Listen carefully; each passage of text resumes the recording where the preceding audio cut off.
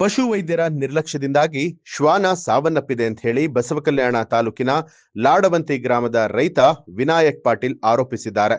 ಕಳೆದ ಕೆಲ ದಿನಗಳ ಹಿಂದೆ 25,000 ರೂಪಾಯಿ ಕೊಟ್ಟು ಮುದೋಳ ಶ್ವಾನವನ್ನ ಖರೀದಿ ಮಾಡಿದಂತಹ ರೈತ ವಿನಾಯಕ್ ಪಾಟೀಲ್ ತೀವ್ರ ಜ್ವರದಿಂದ ಬಳಲ್ತಾ ಇದ್ದಂತಹ ಶ್ವಾನ ಆಹಾರವನ್ನ ಸೇವಿಸ್ತಾ ಇರಲಿಲ್ಲ. ಬಸವಕಲ್ಯಾಣ ಪಶು ಆಸ್ಪತ್ರೆಯನ್ನ ಸಂಪರ್ಕ ಮಾಡಿ ಸೂಕ್ತ ಚಿಕಿತ್ಸೆಯನ್ನ ಕೊಡುವಂತೆ ಮನವಿ ಮಾಡಿದ್ದಾರೆ.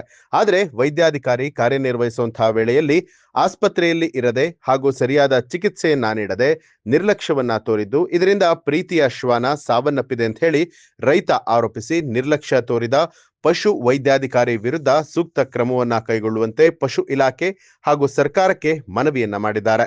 ಕೈ ಜೋಡಿಸಿ ನಾ ಹೇಳ್ತೀನಿ, ಇದ್ರದ್ದು ಏನದ ಇನ್ಕ್ವರಿ ಮಾಡಿ ಅನ್ನೋದ ಅವ್ರಿಗೆ ಏನದು ತಾಕೀದು ಮಾಡ್ರಿ. ಯಾರು ಬರಲ್ಲ ಹೋದ್ರ ಅಂದ್ರೆ ಅವ್ರಿಗೆ ಸೀದಾ ಸಸ್ಪೆಂಡ್ ಮಾಡೋದು. ಸಿದ್ದರಾಮಯ್ಯ ಮುಖ್ಯಮಂತ್ರಿ ಬಿ ನೋಡ್ರಿ, ನಾವು ಏನು ಒಕ್ಕಲಿಯವರು ಅವ್ರೇನದ ಈ ಡಾಕ್ಟರ್ಗಳು ಏನದ ಈ ಬಾರಕಾರ ಮಾಡ್ತಾರೆ. ಅವ್ರು ಬಂದಿ ಕಾರ್ಡ್ದಾಗ ಬಿ ಅವ್ರಿಗೆ ನಾವು ಎಣ್ಣೆದ ರೊಕ್ಕ ಏನದ ನಾವು ಕುಡಿಯೋಕೆ ಕೊಡ್ತೇವೆ. ಅವ್ರಿಗೇನು ಖಾಲಿ ಕಳಿಸಲ್ಲ.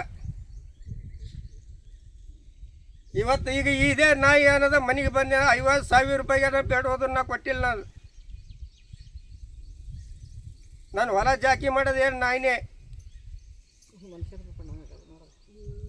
ಇವತ್ತೇನದ ನಂದು ನಾಯ್ದೇನದ ಪರಾಣ ಹೋಯ್ತು. ಡಾಕ್ಟ್ರಂದು ಹಾದಿ ಕಾಯ್ದು ಕುರುಜರ್ ನಿಂದಿರ್ಸಿದಲ್ಲಿ ಅರ್ಧ ತಾಸು ಆ ಡಾಕ್ಟ್ರ್ ಫೋನ್ಗೆ ಕೇಳ ಸಲ್ಯಾಕ ಅವು ಒಟ್ಟು ರಿವ್ಯೂನೇ ಮಾಡಿಲ್ಲ.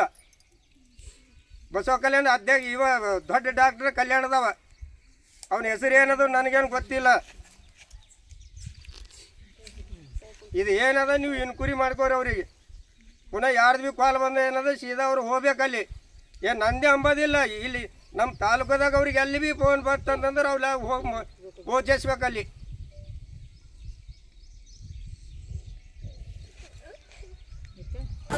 ನ್ಯೂಸ್ ಅಲರ್ಟ್ ನಿಮ್ಮಿಂದ ನಿಮಗಾಗಿ.